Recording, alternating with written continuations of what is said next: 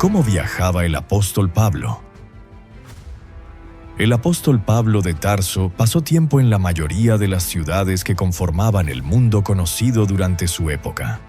Según está escrito en Hechos, capítulo 22, versículo 21, Pablo fue el misionero designado por Dios para difundir el evangelio entre los gentiles.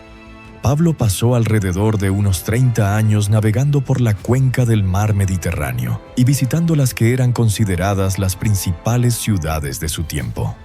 Sus viajes no fueron ocasionales ni improvisados, sino constantes, extensos y estratégicos, lo que lo convirtió en uno de los personajes más influyentes en la expansión del cristianismo primitivo. Las fuentes discrepan sobre la lista exacta de lugares que Pablo visitó durante su vida. Sin embargo, lo que es seguro es que, durante los 3 viajes misioneros descritos en el libro de Hechos, recorrió numerosas ciudades históricas que hoy son consideradas la columna vertebral de la civilización occidental. Pero antes de convertirse en el viajero incansable que recorrería el mundo romano, Pablo fue un hombre profundamente arraigado a un lugar, a una tradición y a una identidad muy definida. Nacido en Tarso de Cilicia, creció en una ciudad cosmopolita, marcada por el pensamiento griego y la administración romana. Desde joven fue formado en el judaísmo más estricto.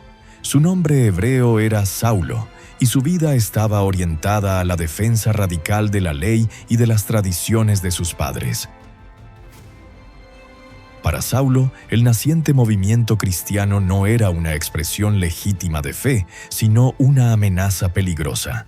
Veía en los seguidores de Jesús un grupo que desafiaba la pureza doctrinal de Israel y ponía en riesgo el orden religioso. Convencido de estar sirviendo a Dios, Saulo se convirtió en perseguidor. Entraba en casas, arrestaba creyentes y los entregaba a las autoridades. Su celo no conocía fronteras, pero todo cambió en un camino. Mientras viajaba hacia Damasco con cartas de autorización para arrestar a los discípulos de Jesús, Saulo fue confrontado de manera directa e inesperada. No ocurrió en un templo ni en una sinagoga. Ocurrió en el camino, en medio de un viaje. Una luz lo envolvió, una voz lo derribó y una pregunta lo desarmó. Aquel a quien perseguía no estaba muerto, estaba vivo. Ese encuentro no solo transformó su fe, transformó su dirección. El perseguidor quedó ciego, el viajero quedó detenido. El hombre que se movía con autoridad perdió el control de su propio cuerpo y tuvo que ser guiado de la mano. Durante días permaneció en silencio, en oscuridad, enfrentando la ruina de todo lo que había creído seguro. Cuando recuperó la vista, Saulo ya no era el mismo. El encuentro con Jesús no lo llevó a la comodidad ni al reconocimiento inmediato. Lo llevó al anonimato, al silencio y a la preparación. Pasó tiempo fuera del foco público, aprendiendo a reinterpretar las Escrituras a la luz de Cristo. El hombre que conocía la ley como pocos, ahora debía aprender a caminar en gracia. Su llamado no fue simplemente a creer, sino a ir. Desde el principio, su misión estuvo ligada al movimiento. No fue llamado a permanecer en Jerusalén. Fue enviado lejos, a los gentiles, a regiones desconocidas, a pueblos que no compartían su cultura ni su lengua. Su identidad comenzó a cambiar incluso en su nombre. De Saulo pasó a ser Pablo, un hombre pequeño en apariencia, pero enorme en impacto. El antiguo perseguidor se convirtió en misionero, y para cumplir esa misión, Pablo tuvo que hacer lo que pocos estaban dispuestos a hacer: caminar. Caminar largas distancias, entrar en ciudades hostiles, navegar mares impredecibles, dormir donde se pudiera, depender de la hospitalidad ajena, enfrentar rechazo, violencia y traición. Su conversión no lo llevó a un púlpito estable, sino a un camino incierto. Cada viaje fue una extensión de aquel primer encuentro en Damasco. Cada paso fue una respuesta al llamado que había recibido. A partir de ese momento, la vida de Pablo quedó marcada por el movimiento. Y ese movimiento no fue caótico. Fue estratégico, persistente y profundamente sacrificial. Y así comienza la historia del misionero que transformó el mundo antiguo recorriéndolo paso a paso. Después de su conversión, Pablo no fue enviado inmediatamente a grandes escenarios ni a ciudades influyentes. Su llamado comenzó en silencio. Durante un tiempo, se retiró de la exposición pública y permaneció lejos de los centros de poder religioso. Fue un periodo de formación interior, de redefinición profunda, donde el hombre que había sido educado como fariseo tuvo que reconstruir su fe desde sus cimientos. Ese tiempo de preparación no fue pasivo. Fue un proceso intenso en el que Pablo comenzó a comprender que el mensaje que ahora anunciaba no estaba limitado a una nación ni a un templo. El Cristo que había encontrado en el camino no pertenecía solo a Israel.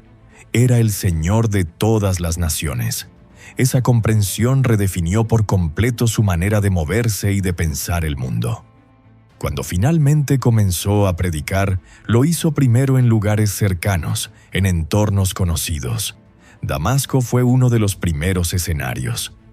Allí, el hombre que había llegado como perseguidor comenzó a anunciar que Jesús era el Hijo de Dios.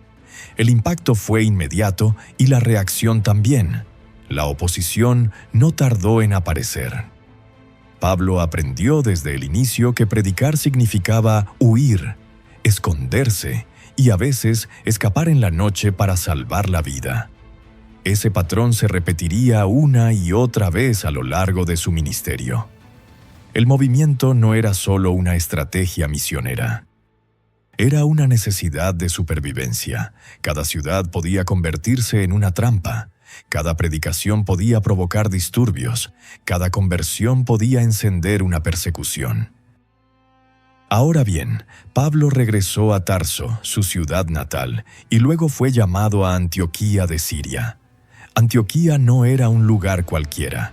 Era una de las ciudades más grandes e influyentes del Imperio Romano, un cruce de culturas, lenguas y religiones.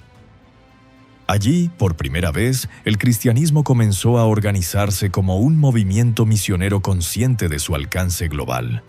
Fue en Antioquía donde Pablo dejó de ser un predicador local para convertirse en un enviado.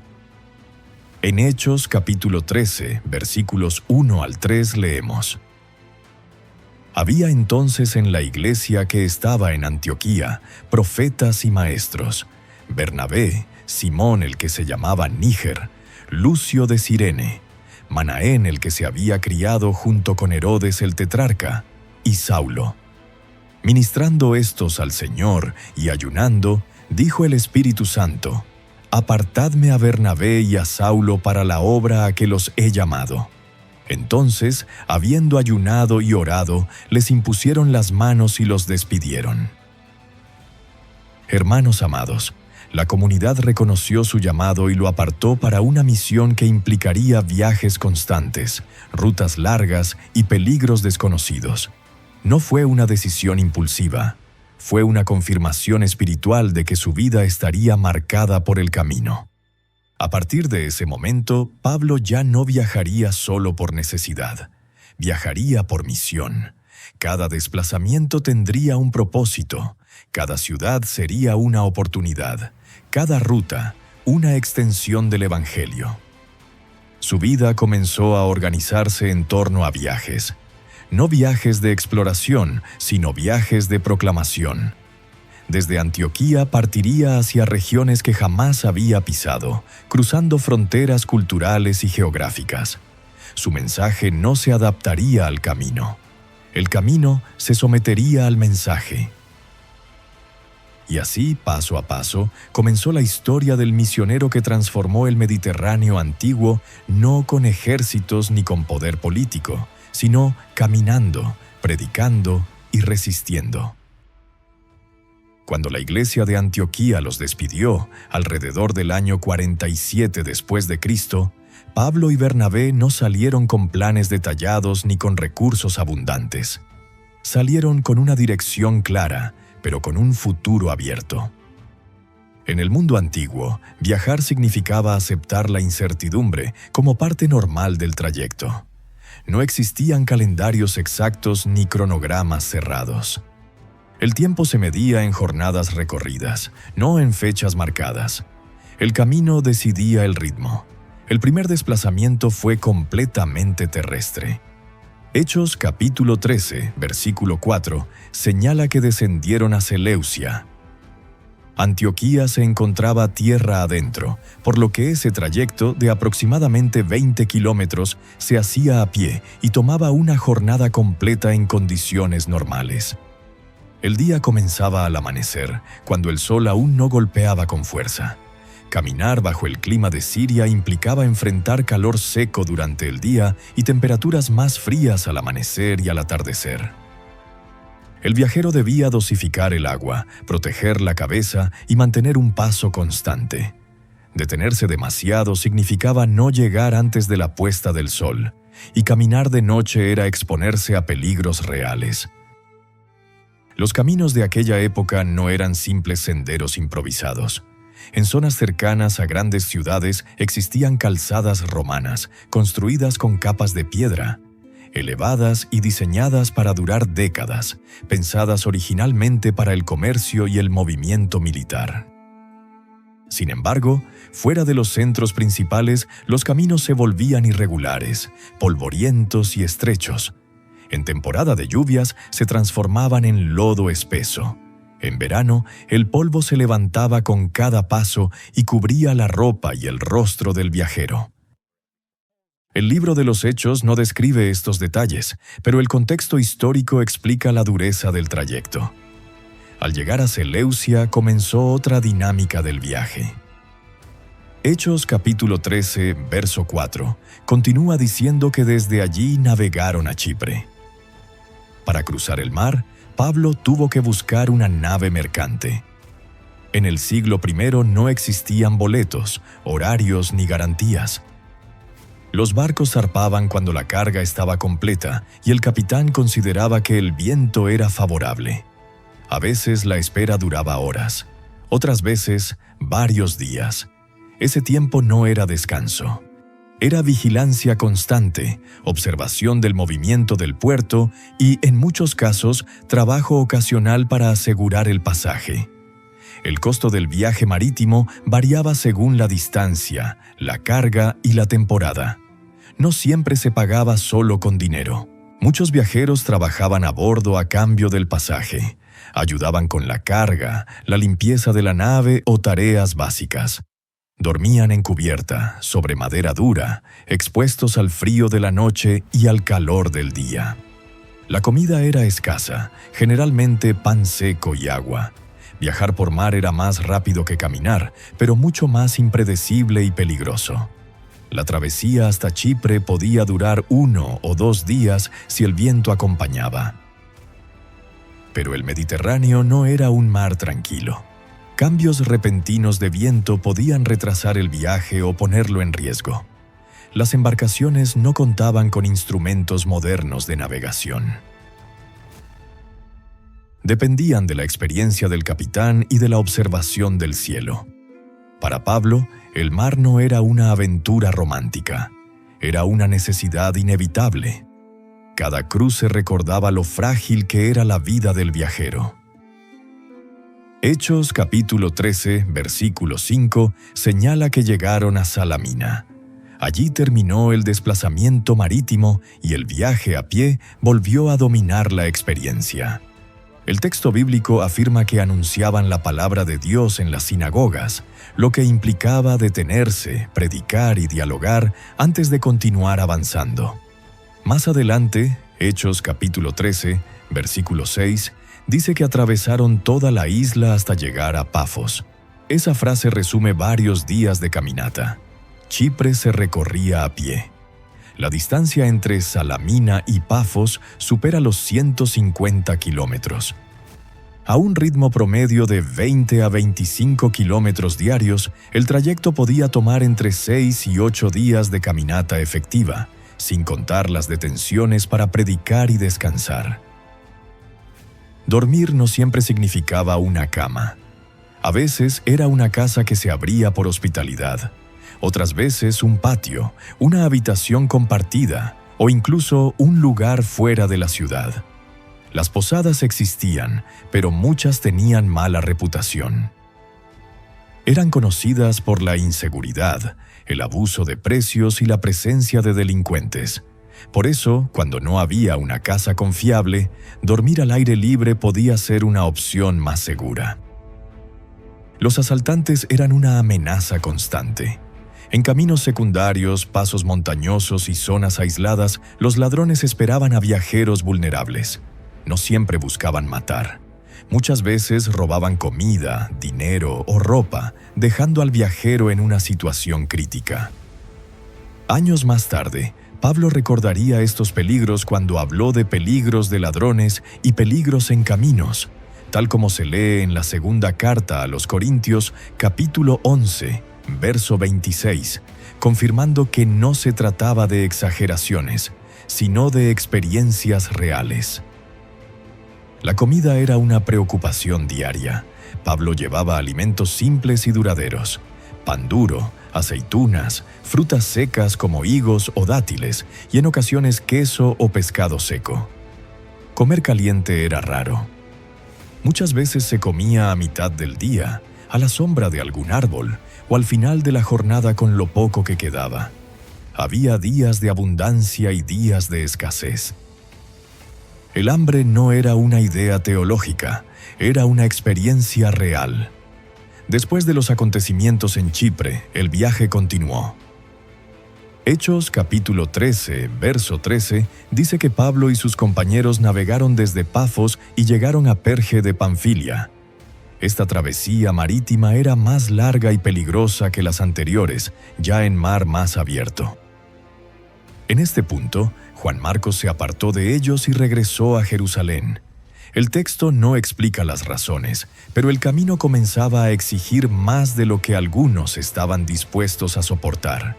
Al llegar a Perge, el viaje se volvió más duro. Hechos capítulo 13, verso 14, dice que subieron a Antioquía de Pisidia. Ese verbo indica un ascenso real desde la costa hacia el interior montañoso de Asia Menor. La distancia superaba los 160 kilómetros. A pie, ese trayecto podía tomar varias semanas. El terreno era irregular, el calor intenso durante el día y las noches frías en altura. Además, los pasos montañosos eran conocidos por la presencia de asaltantes y enfermedades. Cuando finalmente llegaron a Antioquía de Pisidia, el viaje físico se detuvo momentáneamente, pero comenzó una confrontación intensa. Hechos capítulo 13, versículos 16 al 41, registra uno de los discursos más extensos de Pablo. La respuesta inicial fue positiva, pero rápidamente surgió oposición. Hechos capítulo 13, versos 45 al 50, relata persecución abierta. Finalmente, fueron expulsados de la región. Sacudiendo el polvo de sus pies, siguieron hacia Iconio. En Iconio, el mensaje volvió a dividir a la ciudad. Algunos creyeron, otros se opusieron. El peligro creció hasta el punto de planear apedrearlos. El viaje continuó hacia Listra y Derbe. En Listra ocurrió uno de los momentos más extremos del primer viaje. Hechos capítulo 14, versos 19 y 20, relata que Pablo fue apedreado y dado por muerto. Sin embargo, al día siguiente salió hacia Derbe. El cuerpo herido volvió a caminar. La misión siguió avanzando. El primer viaje misionero concluyó regresando por las mismas ciudades, fortaleciendo a los discípulos y estableciendo liderazgo local, como se registra en Hechos capítulo 14, versos 21 al 23. El regreso no fue por rutas más seguras, fue por los mismos caminos peligrosos. Finalmente, Hechos capítulo 14, versos 26 al 28, dice que regresaron a Antioquía, de donde habían sido encomendados. Hermanos amados, así terminó el primer viaje misionero de Pablo. No como una hazaña celebrada por el mundo, sino como una travesía dura, silenciosa y profundamente transformadora. Un viaje que muestra desde el inicio cómo viajaba realmente el apóstol Pablo, no con comodidad ni seguridad, sino con obediencia, resistencia y fe. Después del primer viaje misionero y de un tiempo de permanencia en Antioquía, Pablo no volvió a la estabilidad. El movimiento ya era parte de su vida. El libro de los Hechos relata que, pasado algún tiempo, Pablo propuso regresar a las ciudades donde habían anunciado la palabra para ver cómo estaban los hermanos. Este momento marca el inicio del segundo viaje misionero, alrededor del año 49 después de Cristo, según se registra en Hechos capítulo 15, verso 36. Este nuevo viaje comenzó de manera distinta al anterior. No fue una salida solemne con un solo equipo unido. Surgió una diferencia profunda entre Pablo y Bernabé a causa de Juan Marcos. El camino, que ya había probado la resistencia del cuerpo, ahora ponía a prueba los vínculos personales. La separación no fue menor. Bernabé tomó a Marcos y navegó hacia Chipre. Pablo eligió a Silas y fue encomendado por la Iglesia a la gracia del Señor, tal como se indica en Hechos capítulo 15, versos 39 al 41. Así, el segundo viaje comenzó con menos compañía, pero con la misma determinación. Desde Antioquía, Pablo y Silas iniciaron un recorrido completamente terrestre. Atravesaron Siria y Cilicia, regiones que ya conocían, fortaleciendo a las iglesias. Estos trayectos se realizaban sobre una combinación de calzadas romanas principales y caminos secundarios. En las rutas principales, el avance era más firme, pero no más cómodo. Caminar sobre piedra durante días castigaba los pies y las rodillas. En los caminos secundarios, el terreno se volvía irregular, con polvo en verano y barro en temporada de lluvias. Cada tramo entre ciudades podía variar entre 30 y 50 kilómetros, lo que implicaba 1 o 2 días completos de marcha continua. El ritmo del viaje estaba dictado por el sol. El día comenzaba antes del amanecer. Las primeras horas eran las más valiosas. Al mediodía, el calor obligaba a reducir el paso. La pausa era breve. Comer algo simple, beber agua con moderación y continuar.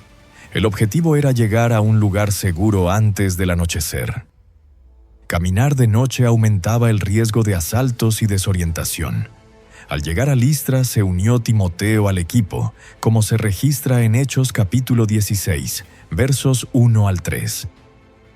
Esto implicó internarse aún más en regiones rurales y montañosas de Asia Menor. La zona de Galacia presentaba un terreno difícil, caminos estrechos, subidas prolongadas y descensos peligrosos. Las distancias se sentían más largas. 20 kilómetros en terreno montañoso podían equivaler al doble en desgaste físico. Las noches eran frías. El cuerpo no tenía tiempo suficiente para recuperarse por completo. Durante este segundo viaje, el texto bíblico muestra que Pablo y sus compañeros intentaron dirigirse a ciertas regiones, pero el Espíritu se los impidió. Esto los obligó a cambiar de ruta varias veces. En el mundo antiguo, cambiar de dirección no era algo menor. Significaba añadir decenas o incluso cientos de kilómetros al recorrido. No había transporte alternativo. El cuerpo debía absorber esa carga adicional. Cada decisión espiritual tenía consecuencias físicas inmediatas. Finalmente, el grupo descendió hacia Troas, una ciudad portuaria clave. El recorrido hasta allí implicó atravesar provincias enteras por tierra. Desde Antioquía de Siria hasta Troas, el trayecto podía superar los 800 kilómetros acumulados, repartidos en semanas de caminata.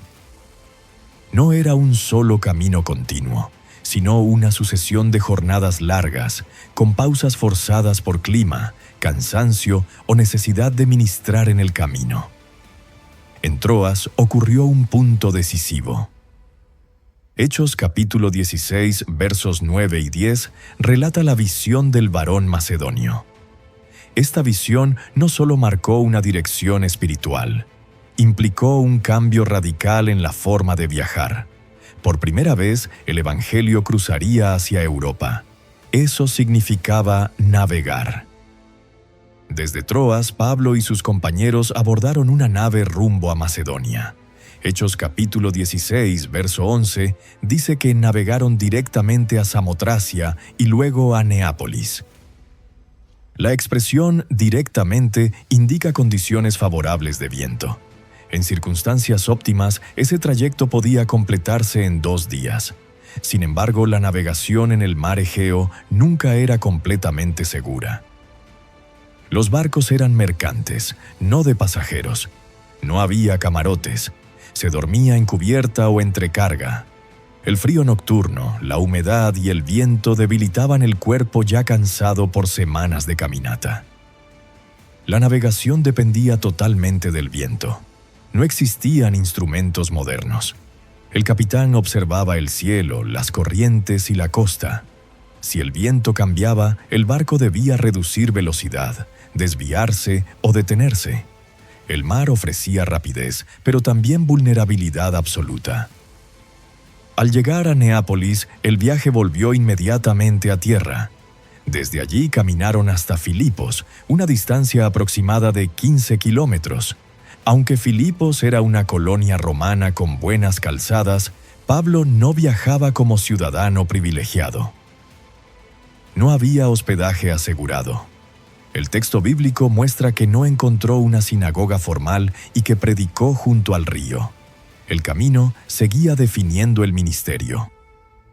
Así continuó el segundo viaje, a pie por calzadas romanas, por senderos rurales, cruzando mares en naves de carga, enfrentando cansancio acumulado, escasez y peligro constante. El viaje no era un paréntesis entre mensajes, era el escenario donde el mensaje avanzaba. Cada kilómetro recorrido tenía un costo físico. Cada ciudad alcanzada implicaba jornadas previas de desgaste. El segundo viaje no fue más fácil que el primero. Fue más largo, más amplio y más exigente. Pero Pablo ya era un hombre del camino. Y el camino, una vez más, se convirtió en el instrumento por el cual el Evangelio siguió avanzando. Después de completar el segundo viaje y de pasar un tiempo nuevamente en Antioquía, Pablo volvió a ponerse en marcha. El libro de los Hechos de los Apóstoles relata que salió otra vez recorriendo la región de Galacia y Frigia, confirmando a todos los discípulos, tal como se registra en Hechos capítulo 18, verso 23. El tercer viaje misionero comenzó alrededor del año 53 después de Cristo. Para Pablo, regresar al camino ya no era una novedad, era la forma normal de obedecer. Este nuevo recorrido no comenzó con prisa, pero sí con constancia. Pablo avanzó por regiones que ya conocía, pero eso no significaba facilidad. Volver a caminar por Galacia y Frigia implicaba atravesar terrenos elevados, con cambios bruscos de clima y caminos menos transitados. Estas zonas del interior de Asia Menor no estaban tan bien conectadas como las grandes rutas imperiales. Muchas veces el trayecto se hacía por senderos endurecidos por el paso humano y animal, sin pavimento, con piedras sueltas y pendientes pronunciadas. Cada jornada exigía atención constante para no torcer el pie, no perder el rumbo y no agotarse antes de tiempo. El ritmo seguía siendo el mismo que había marcado toda su vida misionera. El día comenzaba al amanecer. Se caminaba mientras el sol era soportable. Al mediodía se hacía una pausa breve, casi siempre a la sombra, para comer algo sencillo. Luego se retomaba la marcha hasta encontrar un lugar seguro antes del anochecer. En regiones interiores, las aldeas podían estar separadas por largas distancias. No siempre había un punto claro donde pasar la noche. A medida que avanzaba hacia el oeste, Pablo se dirigió nuevamente a Éfeso. Hechos capítulo 19, verso 1, señala que llegó allí después de haber recorrido las regiones altas. Éfeso se convirtió en el eje central del tercer viaje, no porque dejara de moverse, sino porque desde allí el movimiento se multiplicó. Éfeso era una ciudad grande, activa, conectada por tierra y por mar con casi toda la provincia de Asia. Llegar hasta allí desde el interior implicó cientos de kilómetros acumulados en semanas de caminata. El cuerpo ya no era el de un hombre joven. El cansancio no desaparecía de un día para otro. Se arrastraba de etapa en etapa. Hechos capítulo 19, versos 8 al 10, muestra que Pablo permaneció en Éfeso un tiempo prolongado, enseñando diariamente. Pero esa permanencia no significó reposo físico. Desde la ciudad salía constantemente a los alrededores. El texto afirma que todos los que habitaban en Asia oyeron la palabra del Señor. Eso no ocurrió de forma pasiva. Implicó desplazamientos cortos pero frecuentes, visitas a ciudades cercanas, idas y regresos por caminos secundarios. Caminar 20 o 30 kilómetros en un día seguía siendo normal. El cuerpo se adaptaba, pero nunca dejaba de resentirse. Durante esta etapa, el sistema vial romano volvió a ser determinante. Las calzadas principales facilitaban el tránsito, pero también concentraban movimiento humano. Soldados, comerciantes, mensajeros imperiales y peregrinos compartían las rutas. Eso ofrecía cierta protección contra asaltos aislados, pero aumentaba la exposición pública. Pablo no podía pasar desapercibido. Cada predicación en una ciudad importante tenía repercusiones que se extendían rápidamente por la región, como se evidencia en los disturbios narrados en Hechos capítulo 19, versos 23 al 41. Después de estos acontecimientos, Hechos capítulo 20, verso 1, indica que Pablo se despidió de los discípulos y partió hacia Macedonia. Este desplazamiento implicó volver a combinar tierra y mar. Desde la costa de Asia Menor, embarcarse significaba someterse nuevamente a la incertidumbre del mar. Las naves mercantes no estaban diseñadas para comodidad. El espacio era reducido. La carga tenía prioridad. Los pasajeros se acomodaban donde podían. Dormir era difícil, comer era irregular. El movimiento constante del barco agotaba incluso a los más experimentados. El cruce del mar Egeo podía ser rápido si el viento era favorable, pero nunca era seguro. Una tormenta podía obligar a cambiar de rumbo o a detenerse en un puerto inesperado. Cada día en el mar era una mezcla de espera, tensión y cansancio físico. El viajero no tenía control. Dependía del clima y del capitán. Para Pablo, estas travesías no eran excepcionales, eran parte normal de su obediencia. Una vez en Macedonia, el viaje volvió a ser terrestre. Hechos capítulo 20, versos 1 y 2, señala que recorrió aquellas regiones exhortando a los hermanos. Eso implicó caminar nuevamente por la Vía Egnatia y por caminos secundarios que conectaban ciudades y aldeas. Era una calzada sólida, pero implacable. Caminar sobre piedra durante días castigaba las piernas y la espalda. Las distancias entre ciudades seguían siendo largas. De una ciudad a otra podían pasar varios días de marcha continua. Desde Macedonia descendió otra vez hacia Grecia, donde permaneció 3 meses, según Hechos capítulo 20, verso 3. Corinto volvió a aparecer en su camino. El trayecto completo, sumando tierra y mar, implicó cientos de kilómetros adicionales. Pablo llegó con el cuerpo cargado de fatiga. El desgaste acumulado de años de viaje no se borraba con una pausa breve. Cuando llegó el momento de regresar, el texto bíblico indica que evitó un viaje marítimo directo debido a amenazas y decidió volver por Macedonia, como se lee en Hechos capítulo 20, verso 3. Eso significó repetir caminos ya recorridos, enfrentar nuevamente las mismas distancias y los mismos riesgos. El regreso no era más fácil que la ida. El cansancio acumulado hacía cada kilómetro más pesado. En Troas ocurrió uno de los episodios más intensos de este tercer viaje. Hechos capítulo 20, versos 6 al 12, relata cómo Pablo pasó la noche enseñando, consciente de que partiría al amanecer. Incluso el descanso nocturno fue sacrificado por la urgencia del mensaje y por la necesidad de seguir avanzando. El viaje no se detenía, solo cambiaba de forma. Desde Troas, Pablo continuó desplazándose por la costa. Hechos capítulo 20, versos 13 al 16, muestra que en algunos tramos eligió caminar mientras otros navegaban. Esa decisión no era casual. Caminar permitía controlar el ritmo, evitar esperas en puertos y avanzar aun cuando no había barcos disponibles. Pero también implicaba un esfuerzo físico enorme. Cada decisión logística tenía un costo corporal. Finalmente, el tercer viaje comenzó a cerrarse con el regreso hacia Jerusalén. Hechos capítulo 20, versos 17 al 38, registra la despedida de los ancianos de Éfeso en Mileto.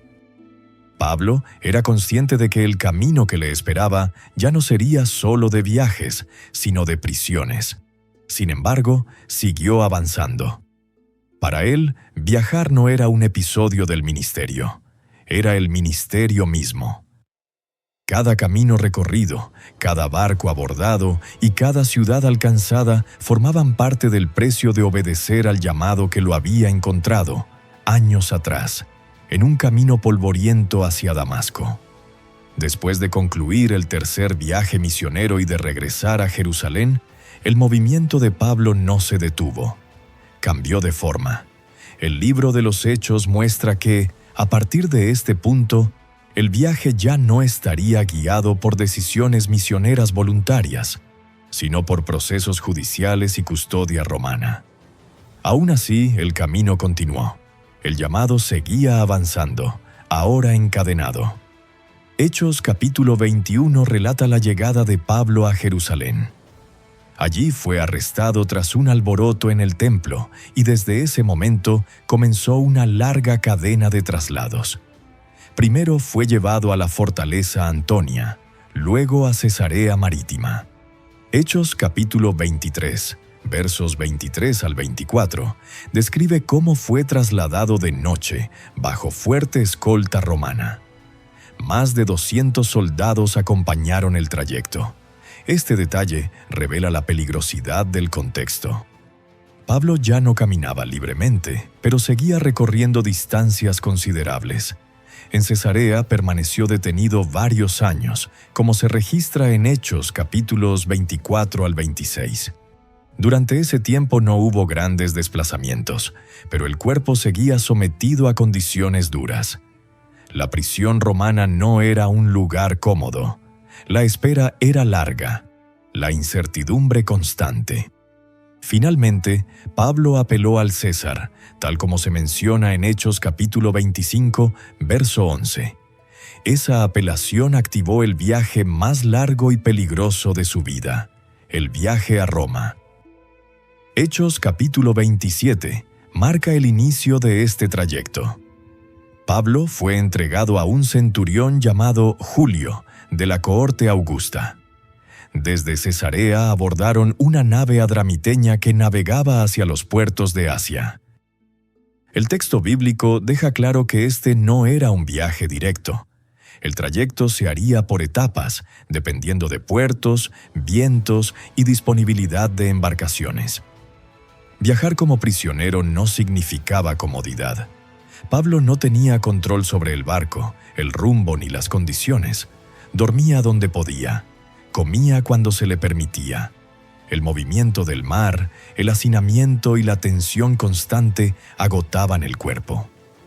Hechos capítulo 27, verso 7, señala que navegaron lentamente muchos días.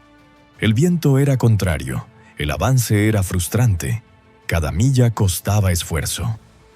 Al llegar a Mira de Licia, Hechos capítulo 27, verso 6, indica que el centurión encontró una nave alejandrina que iba a Italia. Estas naves eran grandes barcos de carga, especialmente de grano, destinados a abastecer a Roma. Eran más robustos, pero también más difíciles de maniobrar. Transportaban cientos de personas y toneladas de carga. El espacio para pasajeros era mínimo. La cubierta se convertía en dormitorio improvisado. A partir de ese punto, el viaje se volvió aún más duro. Hechos capítulo 27, versos 8 y 9, explica que navegaron con dificultad hasta un lugar llamado Buenos Puertos, en Creta. El tiempo avanzaba. El ayuno ya había pasado. Eso indica que estaban entrando en una temporada peligrosa para la navegación. El Mediterráneo, entre septiembre y marzo, se volvía extremadamente riesgoso. Pablo advirtió del peligro. Hechos capítulo 27, verso 10, registra que dijo que el viaje traería pérdida y daño. No fue escuchado. El centurión confió más en el piloto y en el dueño de la nave. El barco zarpó. Poco después, un viento huracanado llamado Euroclidón azotó la nave, como se describe en Hechos capítulo 27, verso 14. Durante 14 días, el barco quedó a la deriva. Hechos capítulo 27, versos 18 al 20, muestra la desesperación. Arrojaron carga al mar, lanzaron aparejos, no veían ni sol ni estrellas. La navegación antigua dependía de estos astros. Sin ellos, estaban completamente perdidos. El cuerpo sufría frío, hambre, mareo y agotamiento extremo. El texto dice que pasaron muchos días sin comer.